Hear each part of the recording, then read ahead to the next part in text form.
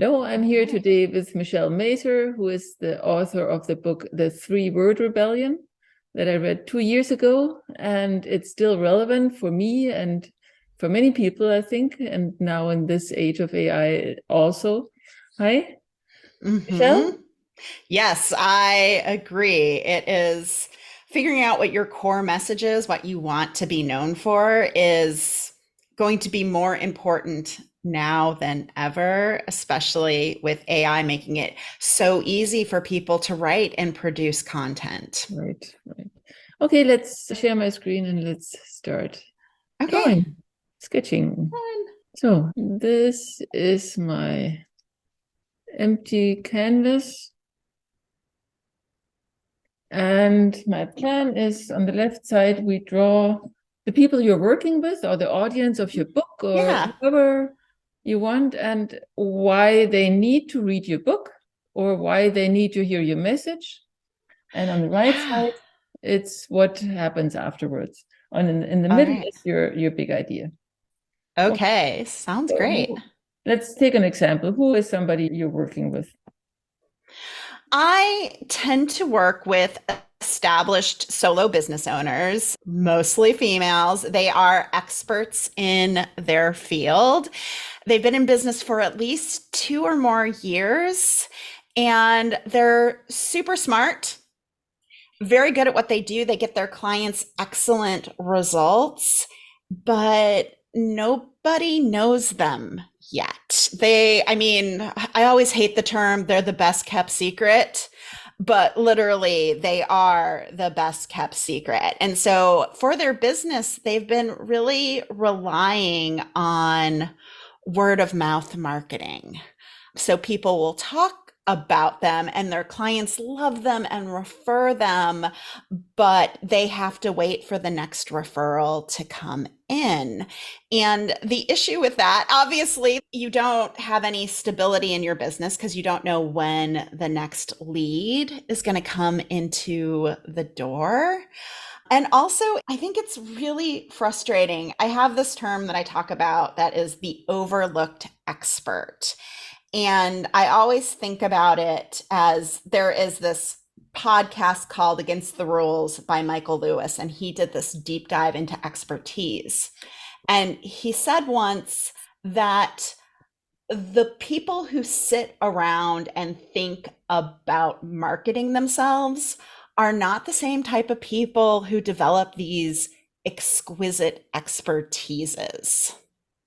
And really, those are my people. Like, they don't like marketing, they don't love self promotion, and they really struggle with communicating the value of their work and communicating their brilliance, their genius, and how they can help people. What kind of work are they doing?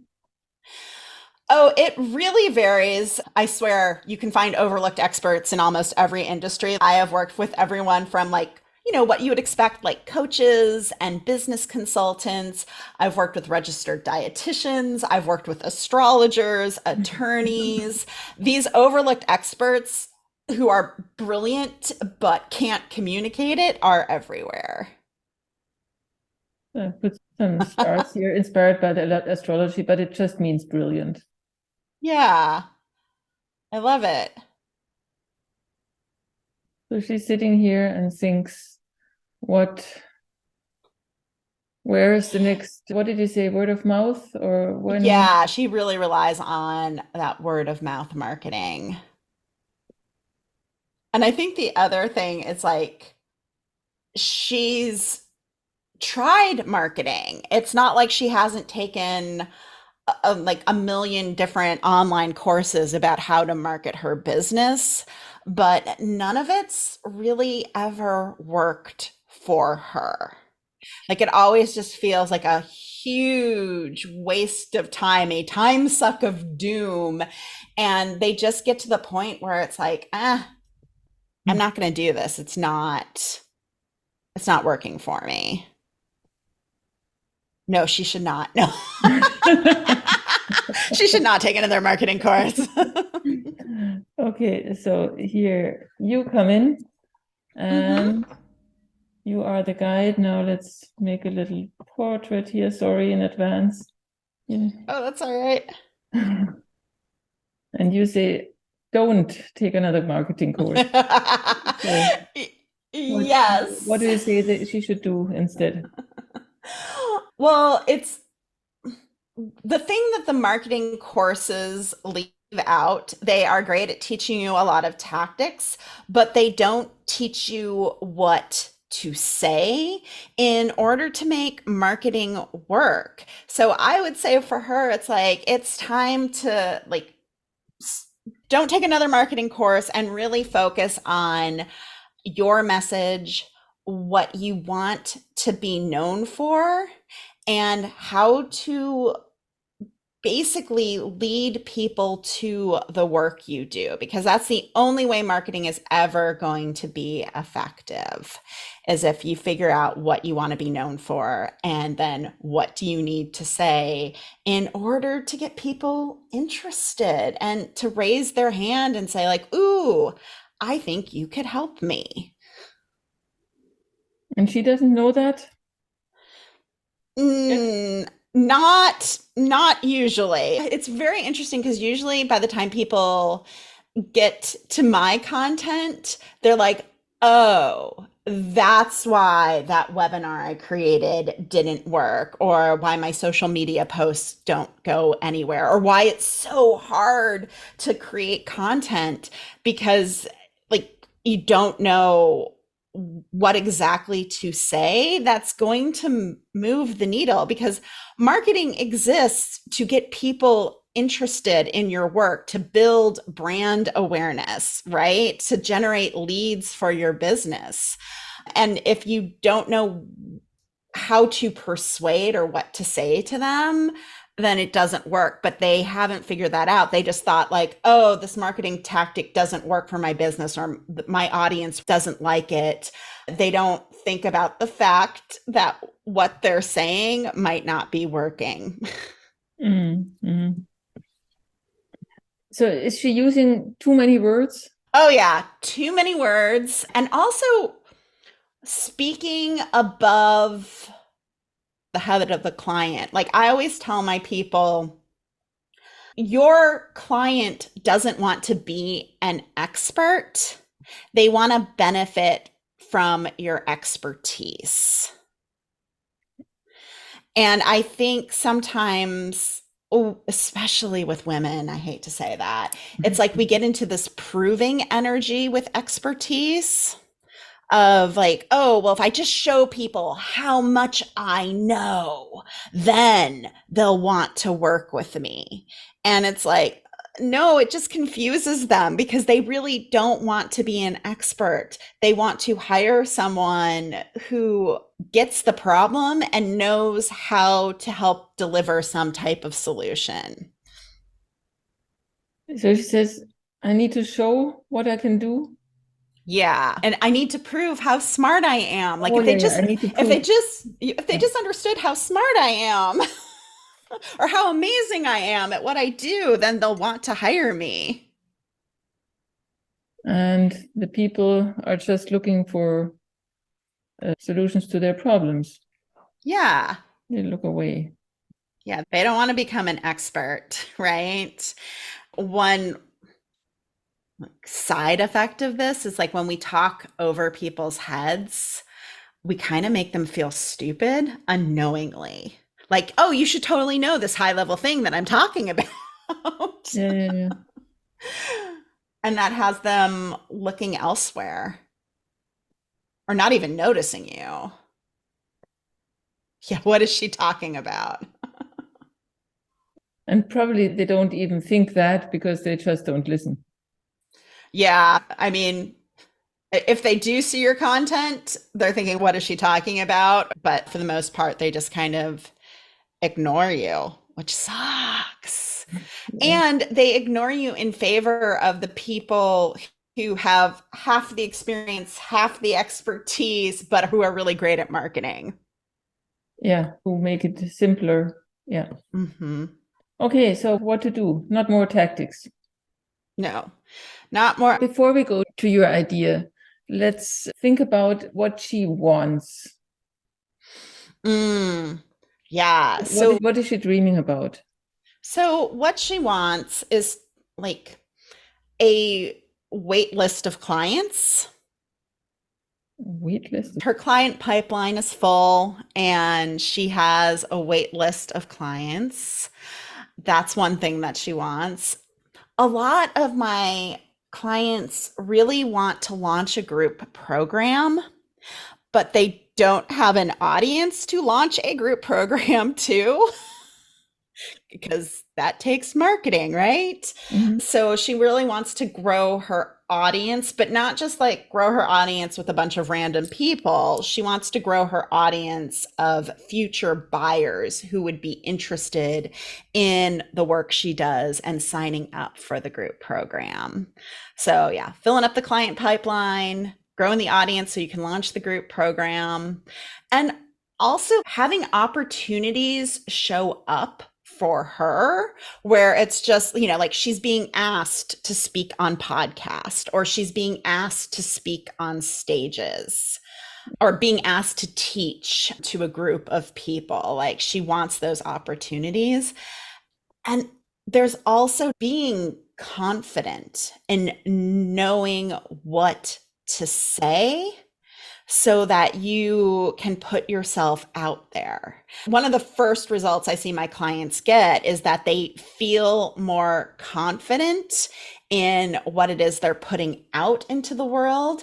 And so they start marketing more consistently, which lets them grow the audience of future buyers, fill up the client pipeline, be asked on podcasts. Consistent Mm-hmm. output, clear message. Yeah. And confidence. Oh, and one of the other things I say that's kind of like a message that a new 3 word rebellion that I'm testing out is, you know, she just wants to make marketing suck less. Like, because it's just like, how can we make it suck less? Yeah, marketing sucks. It really does. And I can never promise that you're going to love marketing, but we can make it suck significantly less. Yes.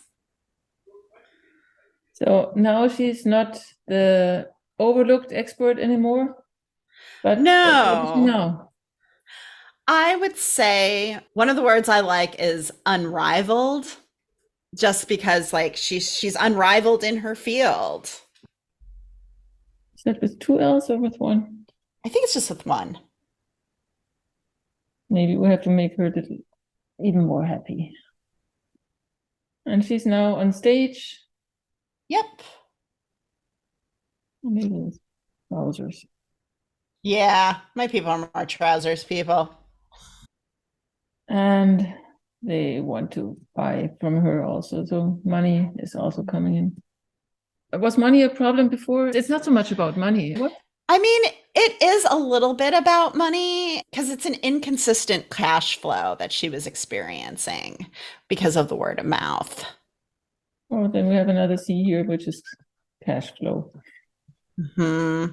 Because now she has clients, like her work's in demand. So we all want that. It sounds Hmm. great. Who doesn't want to be an unrivaled expert? But how do you get them there? Ah, yes, yes. So that's where the messaging piece and the 3 word rebellion come in. So people come to me because they see the power of having a 3 word rebellion because that is it's your one of a kind message. I always say that it's like the start with why caliber message, the 5 second rule caliber message Mhm. that can help you become known for your work. So when she comes to me, she's like, all right, I need to figure out the message. I love the idea of having something that the 3 word rebellion anchors my business in the mind of my audience. So that's what we start to create. So the first step in that creation is understanding her audience and who her people are. And I do a process called client empathy mapping, where we can just really deeply understand who that person is, what are they struggling with, how are they feeling, and what are the things they're seeing and doing, because then that actually gives us a lens to create the 3-word rebellion from. So we understand her people first, and then we do the 3-word rebellion work. And that is the free writing. Like, what are you rebelling against? What's the change you want to create? And then from that, we can dig in deeper and find that core message. And then once we have the 3-word rebellion, that is the center of the messaging. And then around it, we can basically, I like to think about it as building an argument for your work. So if we can get people's attention using your 3-word rebellion, what do you need to say after that in order to get people fired up and excited for the work you do? So it's not done with the 1, 2, 3 words. No. Because the thing about the 3-word rebellion, like, it's great at getting somebody's attention, but you have to know what to do with it. Because when I talk about the 3-word rebellion, people are like, ooh, what's that? And how do I find my 3 words? Like, I have to know what to say next.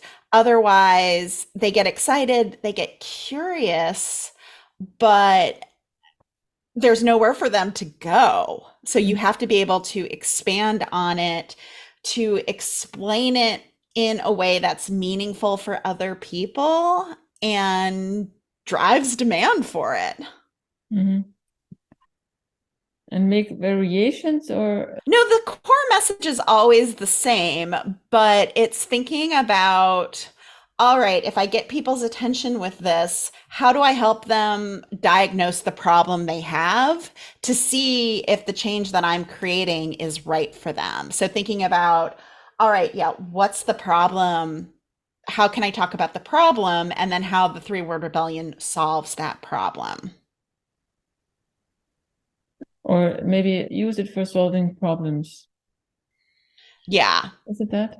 Well, if we go back to her struggle with translating her expertise into something meaningful, if you use the 3-word rebellion to help you translate your expertise so that it matters to other human beings, they actually see the benefit of what you're doing instead of thinking like, oh, look how smart she is. I have no idea what she's talking about. And your 3-word rebellion word is 3-word rebellion, right? Yes, yeah. The new 3-word rebellion that I'm playing with, because your 3-word rebellion can evolve, is make marketing suck less.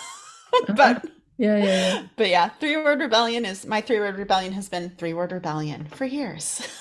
Yeah. But now I understand that instead of just using the 3-word rebellion, now you want to talk about the effect that it has. Yeah, like how it can really help you market your business. Because I feel like the 3-word rebellion and all the messaging you do for your business serves the purpose of helping you market your business more effectively and efficiently. And that's how you should be using it, because it's not enough to have this message. It's great to have a message, but then you have to apply it in your marketing. Yeah. Maybe we just say here, apply it in your marketing. Ah, there we go. Yes, perfect. Oops. Your marketing, and then marketing success. And how, I'm curious about this process here. First, you have to understand your audience. And is she always clear about her audience? Because that's what I'm often notice, that I don't really know. We have different audiences. Is it just a decision? I mean, Sometimes it is a decision about who you work best with. Well, I think in the early stages of our business, we cast a wide net and we work with people who aren't quite the right fit for us, right? And mhm, then as you work with more people, you start honing in on like, oh, I really like this type of business, or I really like working with this kind of person. So at this point in time in her business, she knows who her best clients are. mhm, And then yeah, she knows who her best clients are, but she's always been a little afraid of talking directly to them. It's that classic like, oh, well, if I niche down, then I'm going to exclude a whole bunch of people and no one will want to work with me. mhm. Yeah. And the three-word rebellion is an anchor that is helping her Yeah, with because all her messaging. yeah, and what I love about the three-word rebellion is that it's not a message about her per se, but really it's a message for her people, because that's really the power of it. You're thinking about the change you're creating for your people, and you're really rooted in that. And because the three-word rebellion, there's never an I in a three-word rebellion. It's Mhm. always about the people you're doing the work with. I always get sick of the people who are like, you are your message. And I'm like, no, you're not your message. Like, you're part of it. Like, you're bringing all this brilliance and Mhm. expertise into it. But at the end of the day, like, your message, in order for it to resonate with people, it needs to be for the people you want to reach, Mhm. not just an expression of yourself. Yeah. How did you find out about all this? What is your background? What do you call yourself? Yeah, so I have an interesting story of how I got where I am. So, my background is I have a PhD in communication. I came up as an academic. I was a tenure track professor at one point in time in communication. And I kind of hated being well, I didn't hate being a professor. I hated the politics of being a professor. Mhm. And so I left, I went into corporate, did market research and message testing. And then eventually I realized I was psychologically unemployable. So I ended up creating my own business. And my business started as a public speaking consultancy where I was helping people write their keynote speeches, help them with their speaker marketing. And around 2016, 2017, I had this epiphany that I didn't love the speaking industry because Mhm. they really don't want to pay for speakers. And I really believe in paying experts. And I also saw that my clients were using the messaging that we created for their speeches in a whole host of other ways. I'd see it on their website in their copy. I'd see it, they'd create like, three-part video series for their lead magnet based on the work we did. And I was like, huh, that's really interesting. Mhm. Mhm. I was like, I wonder if my work could have a bigger impact. And I felt like there was something kind of swirling around me where I was like, I feel like there's this idea that wants to come through. And during this time, there was a whole rise of social movements in the United States with like the Me Too movement and the Black Lives Matter movement. And I thought, wait a minute, there's something really interesting between how these social movements are communicating and the way the biggest entrepreneurs and speakers communicate. So, because I was seeing, yeah, Black Lives Matter, me too. And then also like Simon Sinek's Start With Why, Mel Robbins' 5 second rule. And I'm all like, these movements and the entrepreneurs, they were both communicating with these like very short, curiosity provoking messages. And I thought, huh, that's an interesting pattern. And so I have, back in my PhD, I took one class in social movement theory. So it's not like I was an expert in social movements, but I remembered some of the questions that we would talk about and how social movements are always moving away from something and trying to disrupt the status quo and then trying to create change. And so I had some great clients at the time, and I was like, hey, I really want to see if I can create a core message for you. I didn't know what to call it back then, using free writing and just having you free write on these questions. And so we did that and it worked. Like I was able to find this core message that has been elusive to them. And that was mind blowing because I was like, oh, this is a thing. This is something, because I feel like one of the hardest things to do is really to condense your work into its core essence. And I was like, okay, this works. And then I was kind of sitting on it because I didn't know what to call it. Even for somebody like me who names things all the time for my clients, it's really hard to name something for yourself, like Mhm. can't see it clearly. And I was just having a conversation with a friend of mine who's a book coach. And I was telling her about this concept. And she just said to me, she's like, oh, it's like the 3 word speech. And I'm Mm. like, I like that, but I don't want to be associated with public speaking anymore. Mm. But I love the idea. I was like, yeah, it's like a 3 word speech. And then I just kind of sat with it for a while. And my brand is called Communication Rebel. And I was like, oh, Communication Rebel, 3 words, 3 word rebel, 3 word rebellion. And there it was. Great. What do you call yourself? Communication rebel or Yeah. communication? Yeah. My business is called Communication Rebel. Yeah. And this social movement inspired approach, does it also work for people who are not doing something revolutionary? Yeah, it really does because most of the business owners I work with, they want to make some kind of change for their clients and or even their industries, right? And some of them do want to break down the status quo of society as well. so so it is for Yeah. people like that, but for business owners, if we are trying to transform our clients or we are offering a transformation, we can use this process to really articulate what that change we're creating is for our clients. And can I be so selfish now and ask you?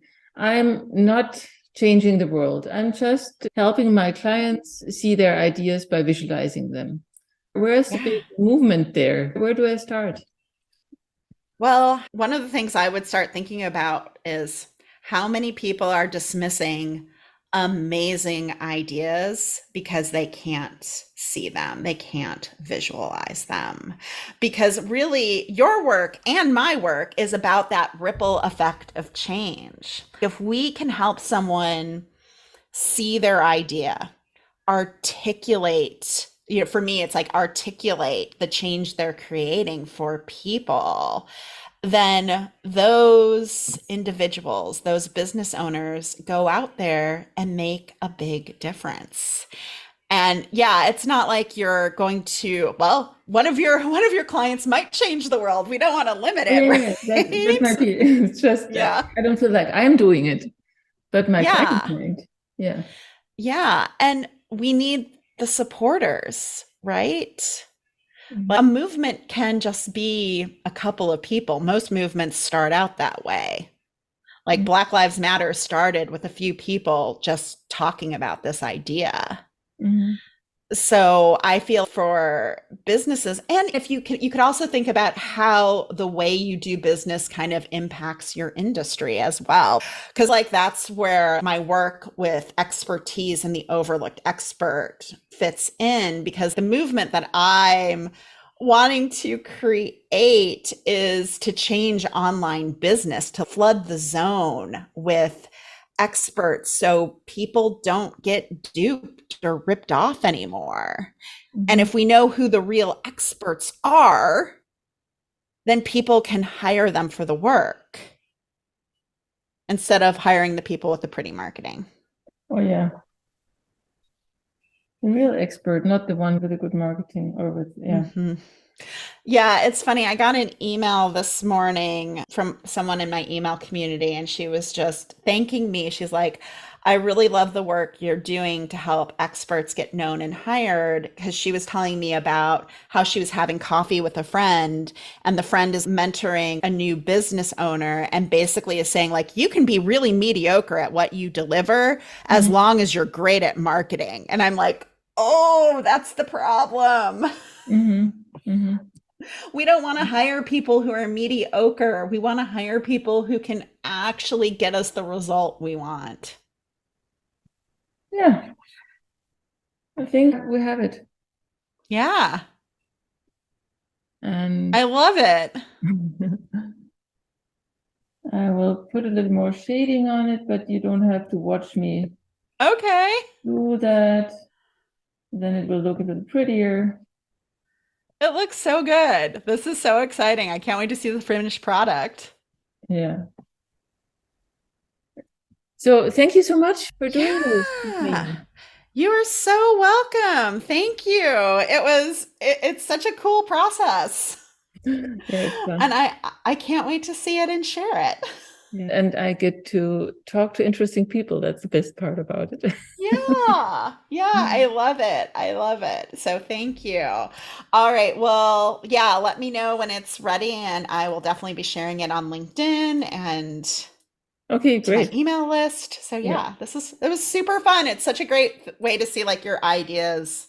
It's so powerful to see your ideas sketched out and like who your client is before and after. Like it Yeah. just Yeah. like you think you know your people and then you're like, "Oh wait. Yeah, now I really am clear." I invented it because I read Donald Miller's book, Building a Story Ooh. Brand. Mhm. And I was really, I thought this is important, this is important. And I still couldn't wrap my head around it because it always slipped away. Who am I talking Yeah. about? And when I drew it up, then I thought, ah, yes, this is, now I'm talking to those people. Now I'm talking about Mm. myself. And Yeah. No, it's perfect. I really like it. I love it. So thank you so much for asking me. thank you for agreeing. And let's keep in touch. I sent you the Okay. thing. Okay, have a nice Okay, sounds day. good. You too. Bye bye. Bye.